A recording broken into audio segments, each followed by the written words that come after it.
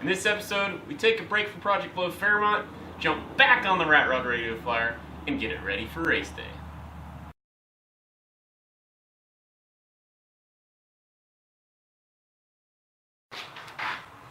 Hey guys, welcome to the show, welcome to the channel. My name's Green Tommy, and this is the channel Straight Six Fan, where I like to focus on budget-minded, creative, relatable builds, a little something I like to call offbeat hot rodding.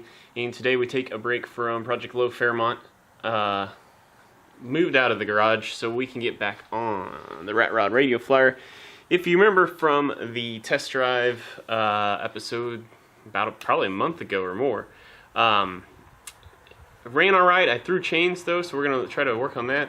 And I blew out both rear tires. I guess they were old enough that as I was taking turns and stuff and stressing them out, the cracks started to come loose. So anyway, we got some new tires, and let's try to get that chain tensioner flipped around, and hopefully if I have enough time, I'll be working a little bit on the throttle as well. But let's get started.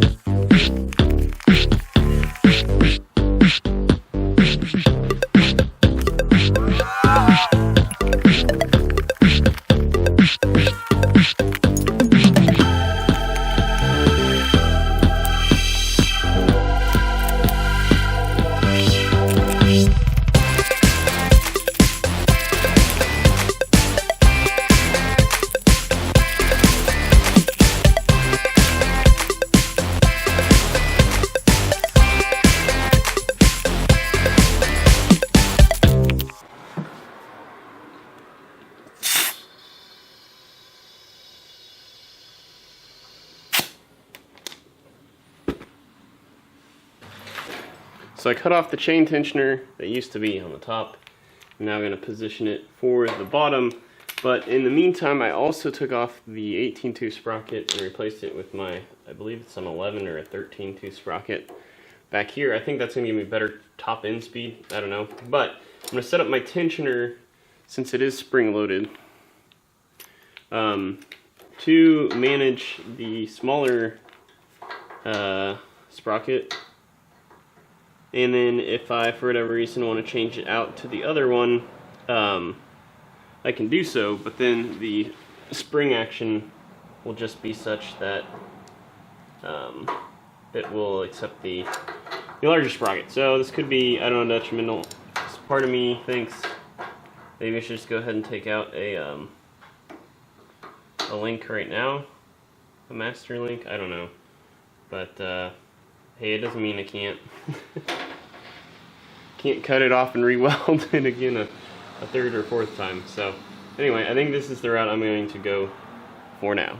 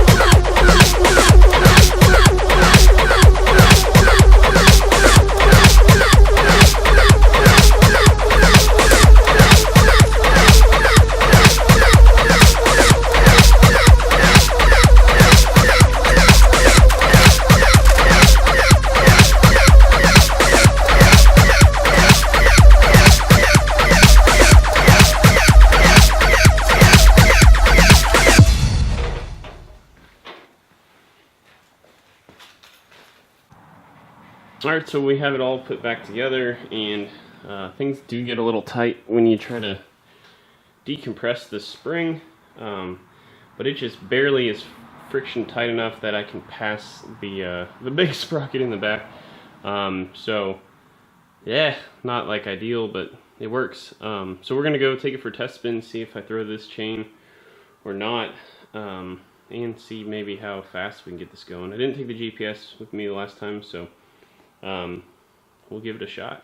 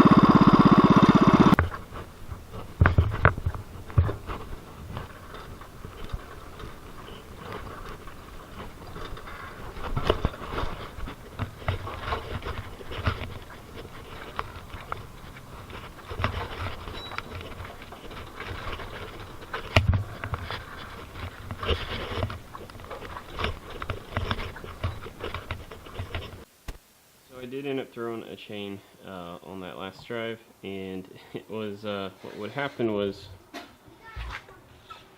and this is the I went back to the 18-2 sprocket now, but what happened was, over time this just started to deflect and just started to turn down, and so it just made the chain all cattywampus, and I lost the chain. So this is the 18-2 sprocket. I'm tempted a little bit just to try it, to drive it like this. I don't think that's going to hold up very long, but you can also see when it goes in forward gear, what happens with the spring. It unloads a little bit. My thought now is just that I need a whole new solution, and I think I'm just going to do idler sprocket instead, because I have it. I just don't think this is a very good quality chain tensioner. And the other thought too is I can just take off the this portion and make some sort of stagnant, just rods that go either side that maybe have slots in them, so I can run that kind of like in a J shape or a quarter shape. I don't know. We'll see. It's a little disappointing to put all this work into it and still have the same problem, but it did come off when I was trying to go for top end speed. It was holding up fine, probably at 3/4 throttle, 7/8 throttle, but wide open throttle is when I lost it. But nonetheless, that's why we do it 2 weeks in front of the race, just so I can just go at it again. Maybe so you'll probably see another Rat Rod Radio Flyer video next weekend. That'll do it for this week's show. Until next time, peace out.